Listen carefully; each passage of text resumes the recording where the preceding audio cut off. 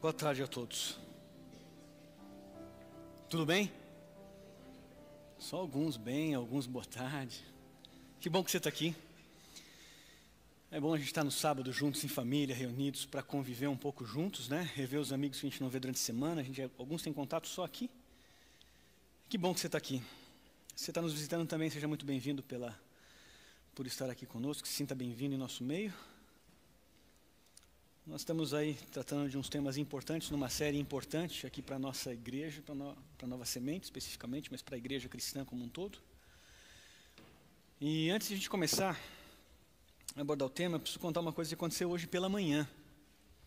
Na hora que eu estava saindo de casa para vir para cá, aconteceu algo que eu falei, eu tenho que usar isso de ilustração, né? Aí a gente tem um gato, eu e a Kênia, minha esposa, a gente tem um gatinho. A vizinha, ela deu o nome, quando era pequenininho, de Suzy, e ficou Suzy. E aconteceu algo interessante, eu acordei às 4 horas da manhã para dar uma lida no conteúdo de hoje. E não teve jeito, a Suzy, ela veio rapidinho e sentou do meu lado, numa cadeira do meu lado, assim, eu na mesa, no computador, e ela numa cadeira do meu lado, né? Ela sempre faz isso. Eu pedi umas fotos para vocês conhecerem a Suzy, vamos ver se conseguem colocar as fotos ali, ó. Não é uma gracinha? Olha lá, ó. Vocês já viram que tem até um perfil no Instagram, né? Já aproveita, já entra lá e segue, né? Suzy Black Cat, aí com 2 T's, aí, ó. Entendeu? É a Kênia que mantém esse perfil aí. Esse é um dia que eu estava estudando, semana passada. Ela se incomodou que eu não estava dando atenção para ela e foi lá reclamar, ó. Tá vendo? Quem tem gato sabe bem do que eu estou falando, né? Então, hoje eu estava saindo pela manhã e aconteceu que, depois que eu terminei de ler, tomei um banho, troquei de roupa e ela pulou no chão, começou a rolar no chão. Já viram um gato fazer isso, querendo atenção, né? Eu não dei atenção, estava com pressa, atrasado, querendo vir embora. Eu passei por ela, desviei, ela correu mais um pouquinho, rolou no chão de novo. Ela fez isso 3 vezes, esse gatinho. E eu falei, é exatamente isso. E eu estou contando a história dela para você e do que aconteceu hoje pela manhã, porque, de fato, todos nós, de alguma forma, buscamos relacionamentos. Certo? Queremos atenção, queremos carinho, queremos compreensão, relacionamento. E, de muitas formas, esse é o tema que a gente está tratando nessa série chamada Reconciliados. É a história de um Deus que está o tempo inteiro indo atrás de quem não está muito interessado nele, sabe? Correndo, com pressa. E Deus parece que ele pula na frente dos seres humanos constantemente, ao longo dos séculos, para ver se chama a nossa atenção, porque a Bíblia conta uma história para todos nós. Deus está em busca de um relacionamento profundo com você. Esse é o tema da série de mensagens chamada Reconciliados, que a gente está tratando. Estamos tratando o tema da aliança. A aliança de Deus é exatamente a figura de um compromisso entre Deus e o homem e Deus, bem em semelhança do que acontece no casamento. Sabe quando tem 2 pessoas ali na frente do pastor, na igreja, um monte de testemunha, e um diz sim, na alegria, na tristeza, na saúde, na doença, sabe? Vocês sabem, decora isso, né? Ali estão apenas simplesmente dizendo um para o outro aquilo que eles estão buscando e vivenciando e que querem perpetuar essa experiência por mais tempo. A aliança é exatamente essa figura. É a celebração de um contrato que pode ser simplesmente religioso ou civil, e o casamento atende às 2 perspectivas, civil e religioso. Pode ser simplesmente um contrato empresarial. Né? Existem algumas características relacionadas a essa questão da aliança que são fundamentais. Em toda aliança você vai encontrar pelo menos 4 características que definem essa aliança. A primeira delas é a intenção. A intencionalidade. Né? Ambas as pessoas têm que ter intenção de fazer algo juntos. Esse é o primeiro aspecto. O segundo aspecto são as responsabilidades. Todo contrato prevê responsabilidades de ambas as partes. Não existe uma aliança, um contrato sem responsabilidades. Terceiro aspecto importante são as garantias. Ninguém entrega algo para outra pessoa. Se você vai comprar um carro financiado, o banco vai querer garantias. e vice-versa. Um contrato, para ser celebrado, ele precisa de garantias, e é evidente, o quarto ponto é a celebração do contrato. Essa celebração, basicamente, ela tem que ocorrer. Porque um contrato que não é assinado tem valor?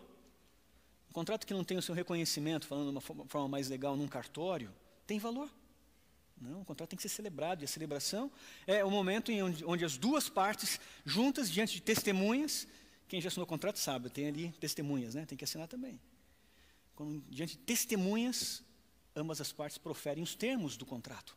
Esse é o conceito da aliança, um conceito básico, que está relacionado à vida humana e, consequentemente, à religião a qual os seres humanos professam ao longo dos tempos. E a Bíblia vai trabalhar sobre essa perspectiva, falando a respeito dessa aliança de Deus, dessa iniciativa, das responsabilidades, das garantias e da celebração desse contrato ao longo da história humana. Algo que se inicia a partir de quem Deus é. No Éden, é Deus quem decide trazer a nossa realidade à existência. Tudo existe porque Deus teve uma intenção. E ali, se você fizer um estudo, nós vimos nas semanas anteriores os aspectos dessa aliança. Um pouco mais à frente, o ser humano já vivendo no mundo, ele entra em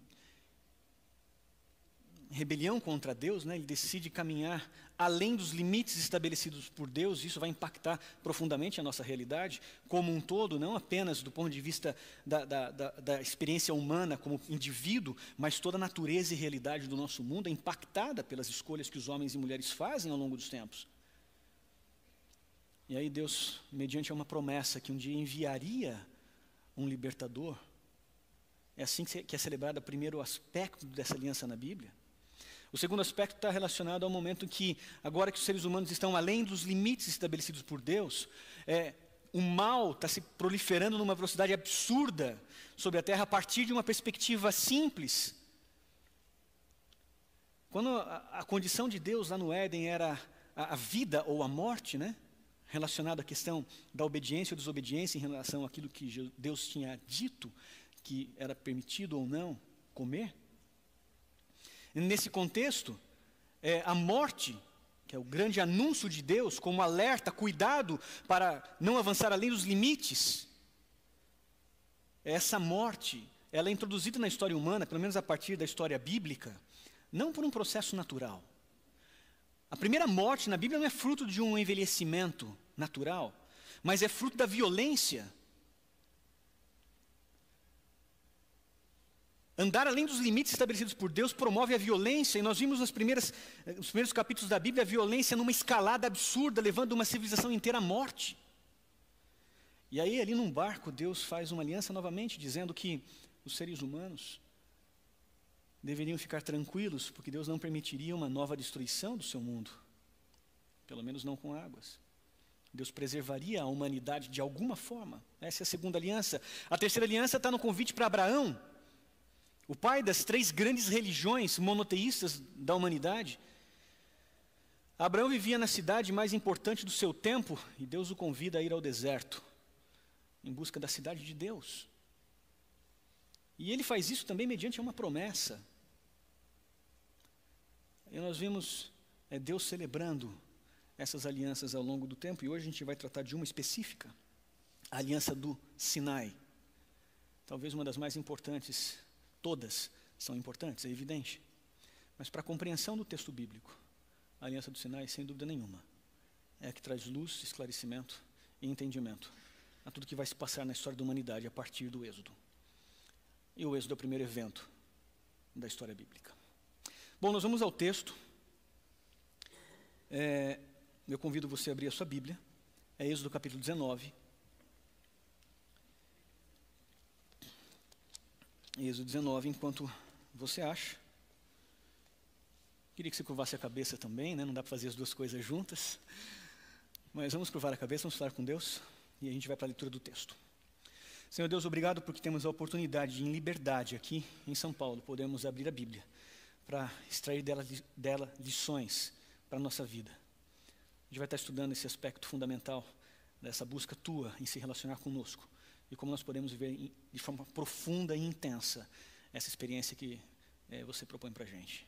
Senhor, dá discernimento para a gente, dá sabedoria no estudo desse tema. É isso que eu te peço, em nome do teu filho amado Jesus. Amém. Bom, vamos ao texto.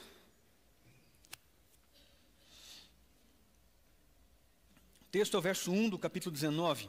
E antes de a gente ler, vamos ler, eu falo depois.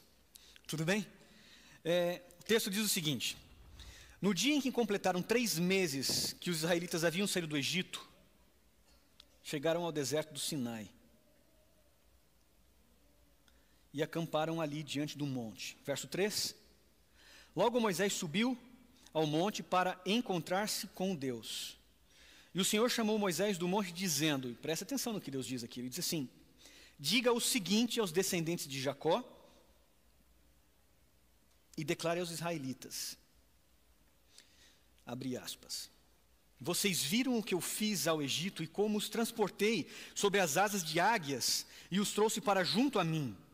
Agora, se me obedecerem fielmente e guardarem a minha aliança, vocês serão o meu tesouro pessoal dentre todas as nações. Embora toda a terra seja minha, vocês serão para mim um reino de sacerdotes e uma nação santa. Fecha aspas. O texto continua dizendo, no verso 7, Moisés voltou, convocou as autoridades do povo e lhes expôs tudo o que o Senhor havia lhe mandado falar. E o povo todo respondeu unanimemente: faremos tudo o que o Senhor ordenou. Moisés levou ao Senhor a resposta de todo o povo. Ficou claro a aliança para vocês? Deus propõe e o povo responde. Ambos querem ou buscam a mesma coisa. Faremos tudo o que o Senhor ordenou. Essa foi a resposta do povo. Esse é o convite da aliança no Sinai. Mas aqui cabe algumas informações importantes e eu queria trazer de forma bem prática para o nosso contexto cristão do nosso tempo, especificamente para o nosso contexto adventista, talvez, algumas questões dessa aliança.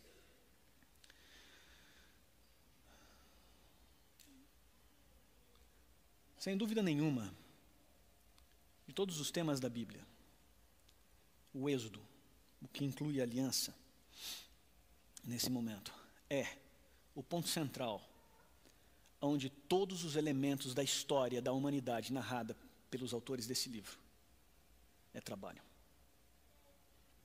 Não existe absolutamente história da humanidade sem o Êxodo hebreu. Não na perspectiva da Bíblia.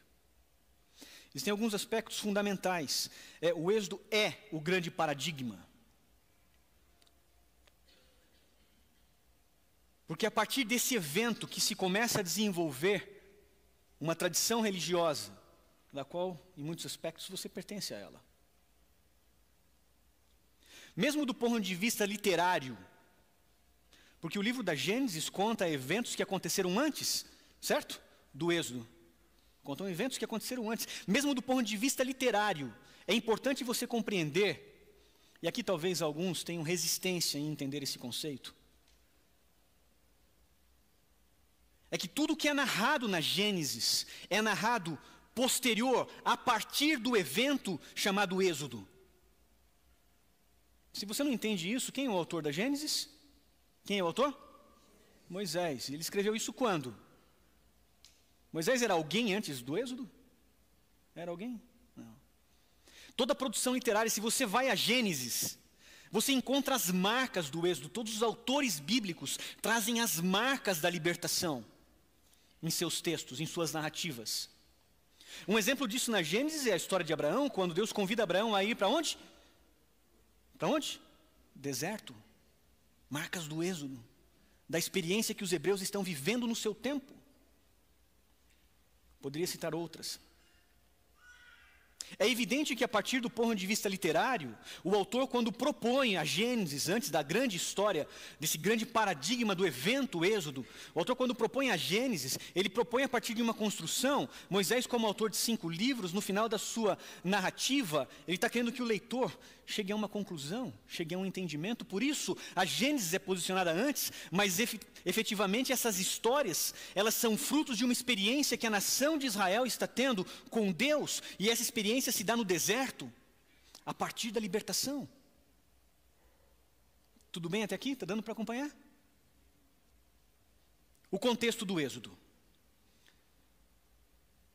Como eu mencionei agora há pouco, a humanidade, através de Adão e Eva, decidiu andar além dos limites estabelecidos por Deus, e os filhos de Abraão estavam sofrendo o impacto, ou o eco das palavras de Deus, de que a terra sofreria por causa das ações humanas. Estavam vivendo num contexto onde a terra não produzia mais mantimento, e eles tiveram que descer ao Egito, onde encontravam abrigo.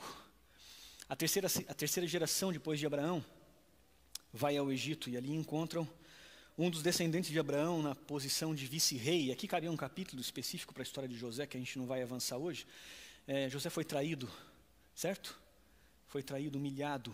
Houve uma conspiração contra a vida de José e houve uma reviravolta na vida dele, ao ponto que lá no Egito Deus operou um milagre e ele ascendeu ao cargo de quase vice-rei do Egito.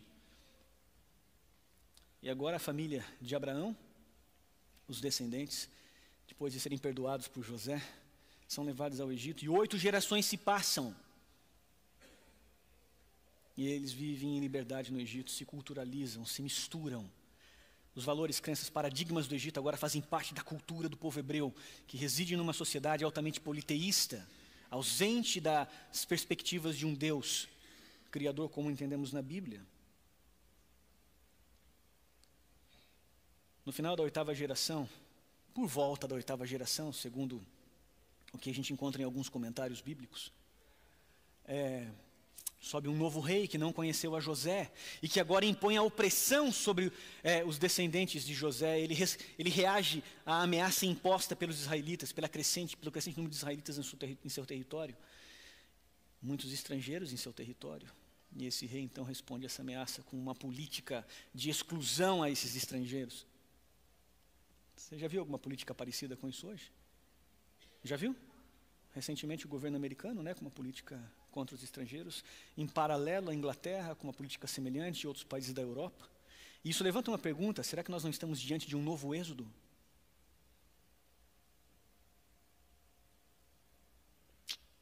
Eu peguei a foto desse faraó que subiu ao trono, o faraó do êxodo. Eu queria ter pego a foto do faraó que oprimiu, mas eu só conseguia do que ele teve a disputa com Moisés. Vamos lá, vamos se coloca a foto lá, tá aí, ó. É esse aí, ó. O nome dele é Amoses, provavelmente é ele. A arqueologia tem dado muitas contribuições ao entendimento da Bíblia e à confirmação de histórias bíblicas. E uma delas talvez seja as narrativas do Êxodo. Bom, de forma prática, vamos avançar para algumas questões. Você entende a condição de escravidão do povo hebreu no Egito e como isso afeta a relação e a compreensão de mundo e de Deus que os hebreus têm durante esse período de opressão? Esse novo faraó estabelece uma política contra os imigrantes, os descendentes de Jacó. Essa política ela é opressiva, é uma cadeia de comando baseada na violência, onde privilegia o mais forte em detrimento do mais fraco.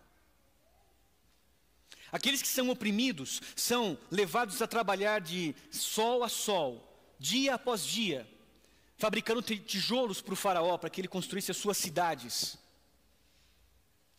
O fraco, o oprimido, nesse contexto os hebreus, eles simplesmente agora trabalham em troca de comida, trabalham em troca do direito de viver na terra, que pertence ao faraó. Eles têm a sua mente quebrada, massacrada por essa violência. A Ju me contou agora ali, a gente estava conversando entre o primeiro e o segundo culto sobre a síndrome de Estocolmo, que muitos de vocês conhecem, que é essa relação que é criada entre o opressor e o oprimido, aonde o oprimido passa a se tornar dependente em vários aspectos psicológicos de um opressor, muitas vezes. Quando o espírito dele é quebrado pela violência, ele não se vê mais como um indivíduo livre, mas um indivíduo codependente de alguém mais poderoso, mais forte. E esse era o faraó, o rei do Egito, um homem que se dizia Deus entre os homens. Alguém que se autodiviniza, a partir de uma tradição da mitologia, onde ele traz para si a ideia de ser o filho dos deuses. Por isso ele tem direito sobre a terra. A nação massacrada, a violência é o elemento pelo qual o Egito cresce e se desenvolve. E nesse contexto, Existe uma palavra que define o Egito, de maneira bem clara e bem simples, chama-se, essa palavra é antirreino.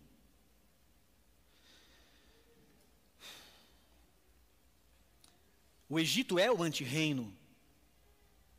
O Egito acontece quando o pecado ganha força.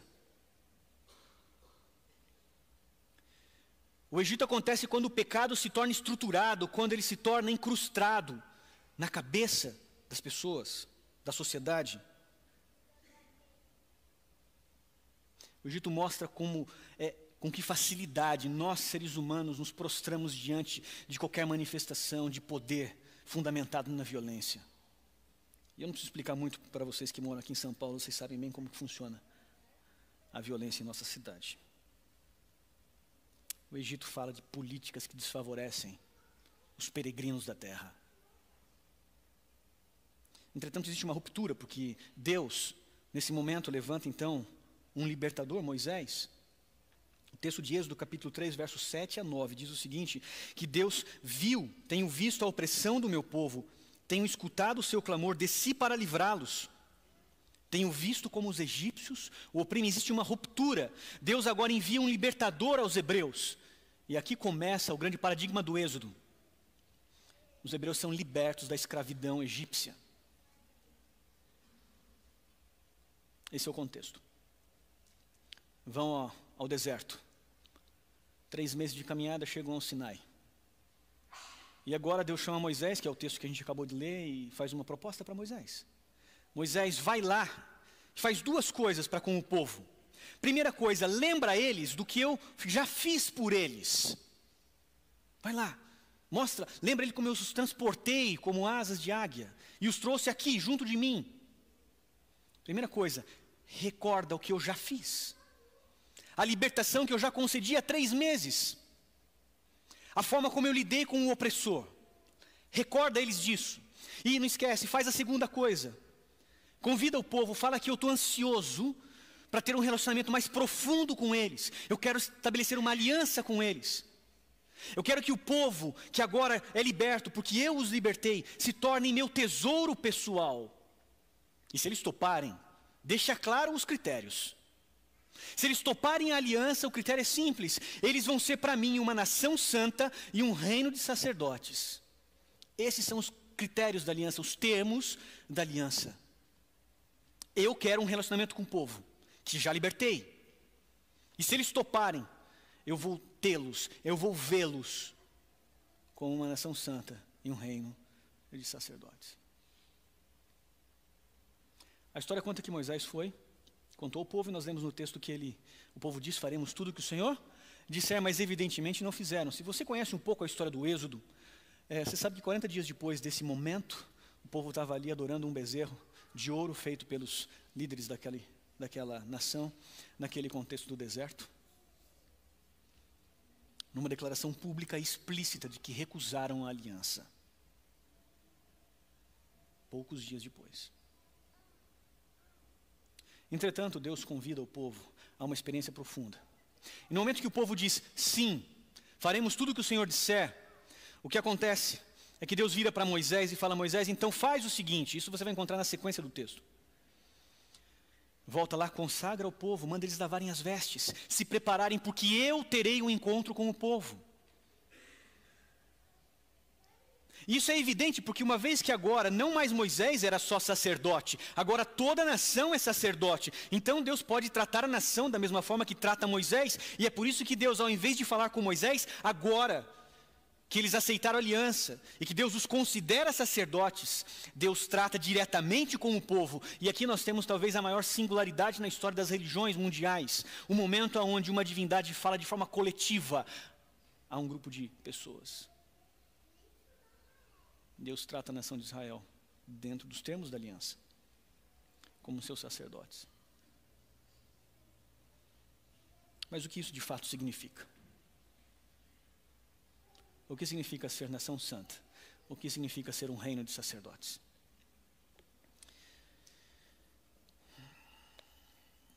Desde que eu me conheço por gente, eu cresci num ambiente cristão. Meus pais, eles eram adventistas na minha infância.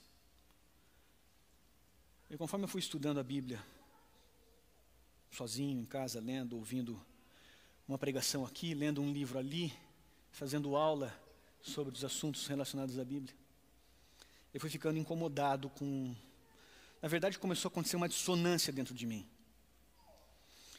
Porque, de muitas formas, a religião cristã no mundo hoje, ela é tão opressora ou mais opressora que o Egito. Mas a história do Êxodo, na perspectiva da aliança do Êxodo, parece que Deus está convidando e chamando o povo a um outro tipo de experiência. Uma experiência que não tem relação com a opressão. Deixa eu falar num contexto bem adventista. Adventista do sétimo dia, esse é o nosso nome como igreja mundial, correto? Você já parou para pensar sobre isso? O que isso significa? Adventistas do sétimo dia. Por que escolheram esse nome no passado? Se eu frequento essa igreja, estou me relacionando com ela, e sou membro aqui, ou me simpatizo com ela, o que isso representa para a minha vida? Porque é evidente que de todas as crenças fundamentais dos adventistas, 2 delas estão expressas no nome. Então isso significa que de alguma forma essas 2 crenças elas são relevantes ao processo, ou pelo menos ao entendimento da religião. 2 crenças, o advento de Jesus Cristo, a sua vinda, o seu retorno,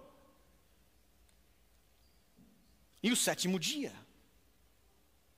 E se você não entende o que esse nome significa, você precisa começar a compreender que a expressão máxima desse nome é aliança. Deus prometeu restaurar o mundo na condição que o mundo foi originalmente criado. E é claro, segundo o Evangelho, os Evangelhos, isso se dará por ocasião da vinda do nosso Senhor Jesus Cristo, de forma plena, absoluta, a restauração de todas as coisas. Adventistas, eu creio que Deus cumprirá a aliança, o acordo, os termos que foram prometidos. Deus dá garantia que cumprirá. Sétimo dia. Eu queria focar um pouquinho nessa questão do sétimo dia. Porque também está conectado ao símbolo da aliança. Lembra que eu mencionei que qualquer aliança tem pelo menos 4 elementos? Pelo menos 4. O primeiro é a intenção. O segundo são as responsabilidades. O terceiro são as garantias. E o quarto é a celebração da aliança. Um contrato que não está assinado não tem valor.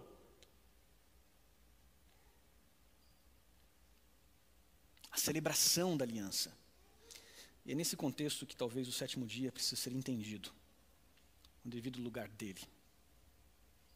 No contexto do Êxodo, no contexto da história da Bíblia, a primeira ocorrência do descanso, do Shabá, do sábado, se dá no Êxodo. Irã, está lá em Gênesis capítulo 1, correto? Correto. Mas Moisés escreve Gênesis capítulo 1 a partir, ou posterior ao evento, ou à experiência da libertação. Eram oprimidos, massacrados, por um império moldado pela violência. E Deus levanta um libertador. E esse libertador, você vai encontrar isso nos capítulos 12 a 14 do Êxodo.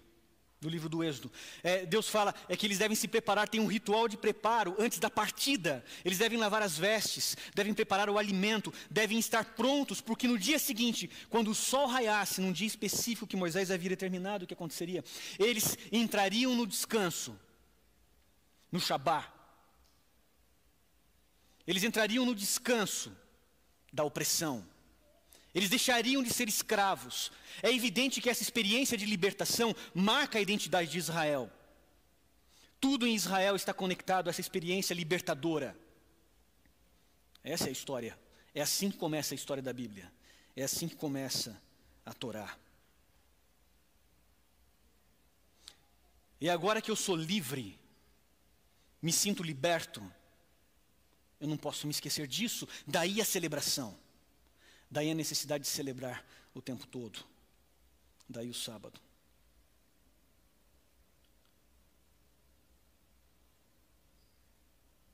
Nação santa e reino de sacerdotes. Esse é o motivo pelo qual Deus, são os elementos da aliança, os termos da aliança. Mas você entende isso com clareza? Entende isso com clareza? Sim ou não? Eu tenho dificuldade de entender nação santa e reino de sacerdotes. Isso pode ter muitos significados. E Deus não queria que o povo não tivesse uma compreensão correta. Os adventistas do sétimo dia, nós, adventistas do sétimo dia, gostamos muito de Êxodo capítulo 20, porque ali nós encontramos parte da nossa identidade como adventistas. Ali tem um mandamento da observância do sábado. E nós valorizamos isso a um nível profundo. E está correto. Entretanto, quando você considera o capítulo 20 do Êxodo, sem entender o que está acontecendo no capítulo anterior, o contexto, o 19, provavelmente você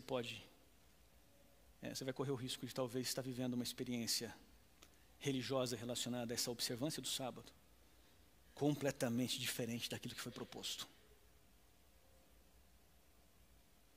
Vocês estão lembrados que quando Deus chama Abraão no monte, Moisés no monte, né? Acabamos de ler que ele fala: Moisés, lembra o povo do que eu fiz? E depois que o povo diz sim, ele fala: então eu vou agora descer falar com o povo. É mais ou menos como se Deus estivesse dizendo a Abraão e a Israel: vocês já aceitaram os termos, mas eu estou preocupado com a aceitação dos termos. Eu preciso me certificar que vocês entenderam corretamente o que eu estou propondo para vocês. E para não ter dúvidas, eu mesmo vou falar com vocês. E é nesse contexto que o capítulo 20, esses 10 mandamentos, essa lei escrita em pedra, é acrescentada. Eu queria que você abrisse a Bíblia, no capítulo 20. Um momento em que Deus está se certificando de que a nação de Israel entendeu o significado de nação santa e de reino de sacerdotes. Capítulo 20, verso 1. Olha que incrível o que acontece quando Deus abre a sua boca de cima da montanha para falar a toda uma nação. As primeiras palavras de Deus são as mesmas primeiras palavras feitas a Moisés 3 dias antes. Eu sou o Senhor, o teu Deus, que os tirou do Egito, da terra da escravidão. Deus faz questão de explicar os termos. A aliança de Deus tem a ver com libertação e não com escravidão.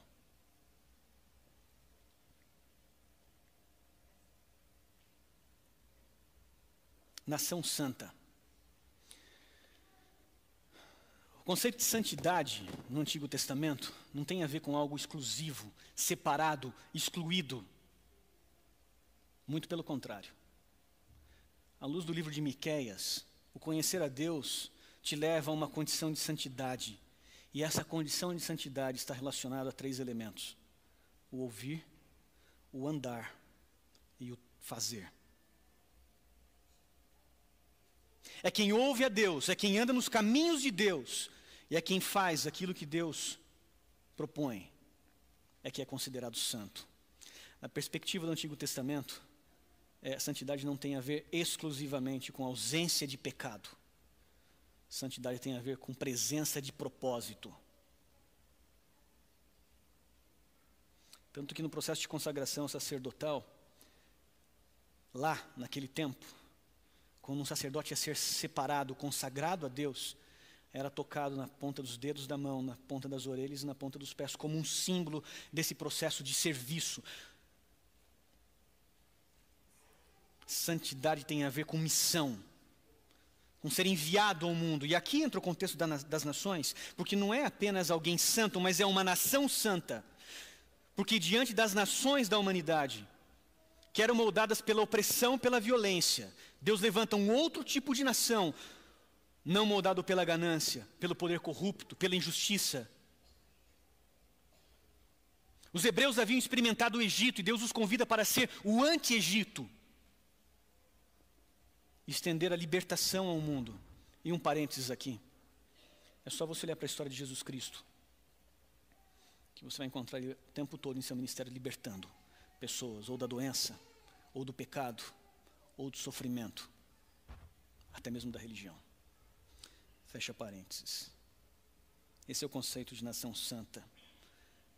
Só que nação presume-se indivíduos.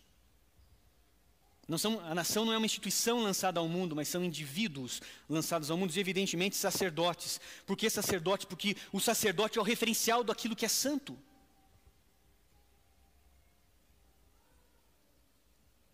O sacerdote é aquele que representa o que é divino. O sacerdote é o mediador, é aquele que se coloca entre o divino e o humano. Mediar é estar no meio.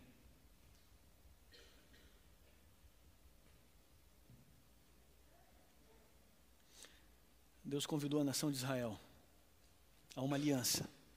E essa aliança estava conectada com um propósito. E esse propósito, esse reino, deveria ser expandido sobre a terra. Mas deveria ser expandido a partir dos termos da aliança. E para que não houvesse dúvidas do que significa a nação santa e reino de sacerdotes. Quais são as implicações disso na vida da comunidade, na minha vida, na sua vida. Deus fala ao povo.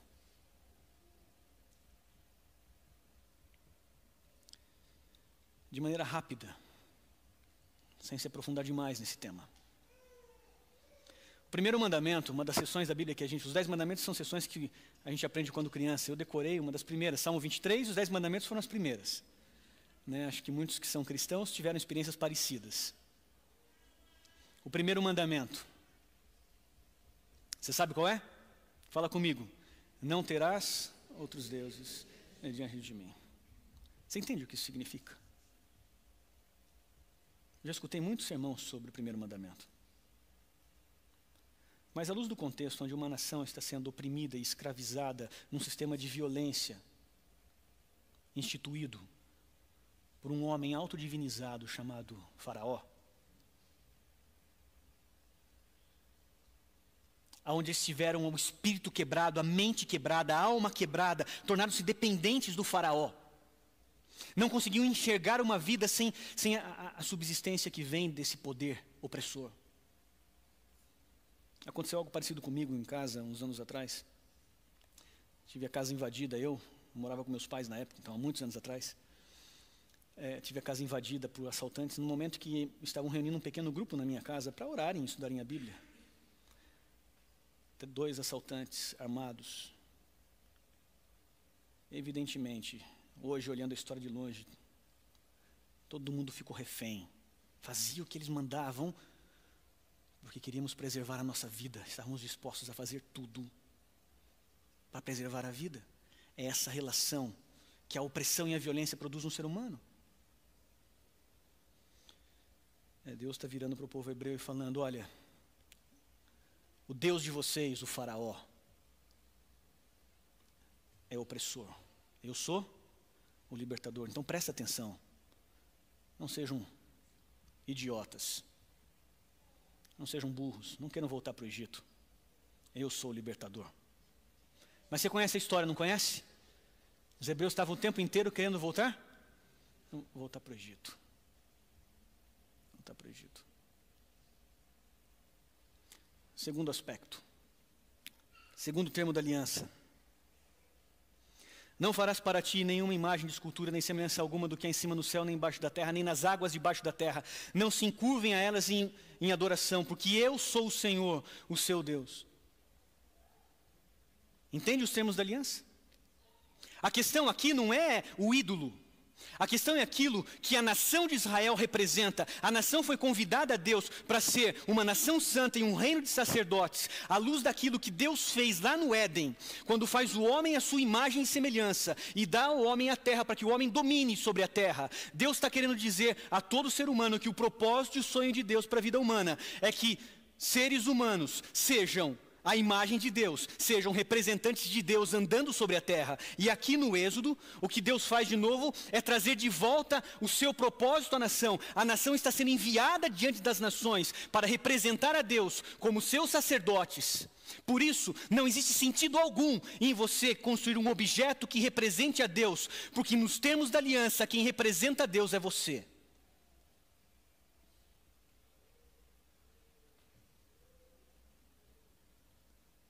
Não terás outros deuses. O terceiro termo, e aqui você já entendeu, se é você quem representa Deus, então não esquece, está carregando com ele, com você o nome dele. Povo de Deus, filhos de Deus, na perspectiva cristã, discípulos de Jesus, você está carregando o nome de Deus. Por isso, não profanem esse nome. Entenderam? A mesma coisa acontece com os demais termos da aliança.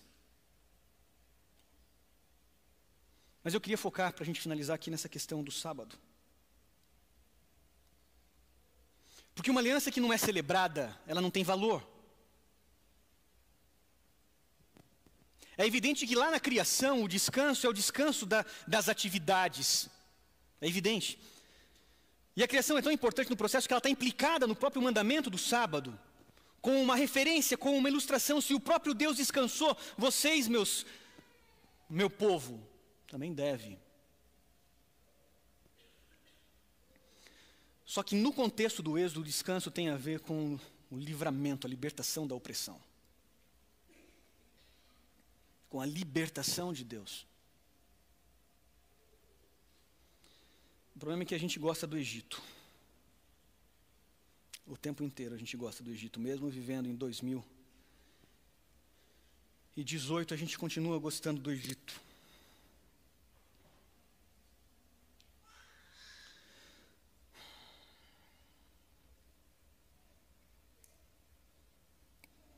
Por que Deus levou o povo para o deserto? Você entende a figura do deserto?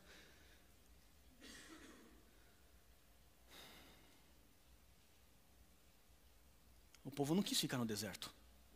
O povo queria voltar para o Egito. Porque o paradigma da libertação é o deserto, e não Canaã. Para escravos, era mais seguro, mais fácil viver dentro dos limites do faraó. Recebendo a comida, recebendo a roupa, recebendo as obrigações a serem cumpridas, dia após dia.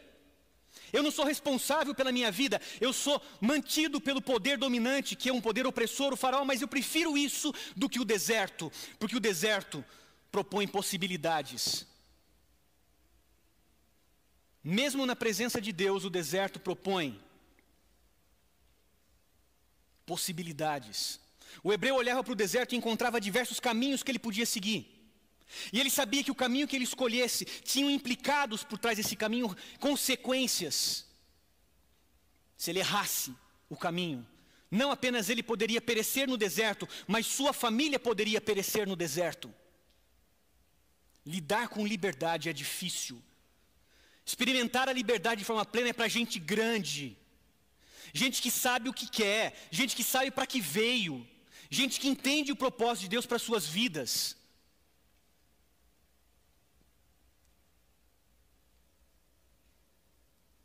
É isso que é. Esses que são os termos da aliança. Ao que Israel está sendo chamado. Evidentemente, Pedro, grande apóstolo, líder da igreja cristã do primeiro século. Mas, talvez mais importante, discípulo de Jesus. Quando ele escreve a comunidade de discípulos para a gente, falando do propósito de Deus para a nossa vida, Pedro não faz isso sem conectar com os termos da aliança. A aliança do Sinai. O texto está em 1 Pedro 2,9, e lá diz o seguinte: vocês, porém, são geração eleita, sacerdócio real, nação santa, povo exclusivo de Deus, para anunciar as grandezas daquele que os chamou das trevas para a sua maravilhosa luz. Antes nem sequer eram povo, mas agora são povo de Deus. Não haviam recebido a libertação ou misericórdia, mas agora a receberam.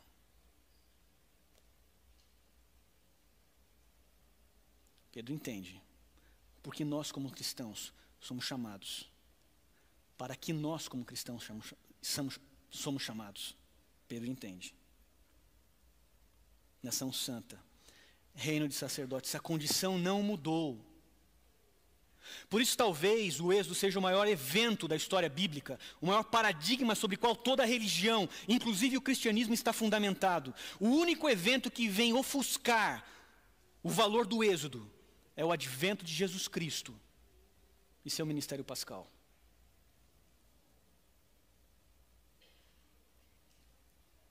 O problema aqui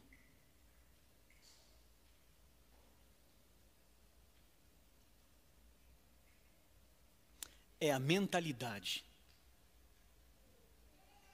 Porque Moisés, sim, ele conseguiu pegar o povo hebreu e libertar da opressão egípcia e levá-los a uma condição de liberdade e levá-los até uma terra prometida. Moisés conseguiu mudar a história de um povo de escravo a livres. Mas Moisés não conseguiu mudar a mentalidade de escravos deles. Continuaram sendo escravos. Por isso aquela geração teve que perecer no deserto. Somente a geração que não se vê como escravo, somente a geração que se sente liberta, somente a geração que entende e aceita os termos da aliança e está disposta a olhar para o deserto, encarar de frente, por isso é para gente grande, herdam a terra. Eu não sei você como adventista do sétimo dia se relaciona com esse segundo elemento do nosso nome, o sétimo dia, o sábado. Eu não sei como é a sua forma de entender a religião, porque entenda uma coisa, não importa se religioso ou não, qualquer sistema opressor é o antirreino.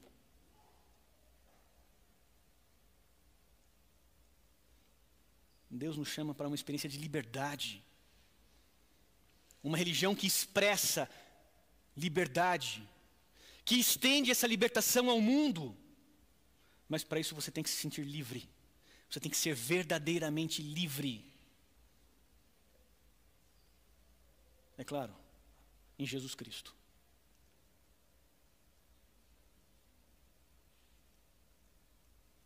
Eu não sei como você celebra o sétimo dia. Mas o sétimo dia, a ordem é que lembremos dele. E lembrar, nesse contexto, não é recordar de algo passado, é vivenciar o passado hoje. Quando uma família se reúne para celebrar o Natal, ela está vivenciando o passado naquele dia. Quando uma família se reúne para celebrar a Páscoa ou a ceia, ela está vivenciando o passado no presente. Lembre-se. Em outro lugar, vai aparecer de geração em geração que eu sou o libertador e que vocês são meus filhos e que vocês devem se sentir livres e viver o propósito pelo qual eu os convido a viver.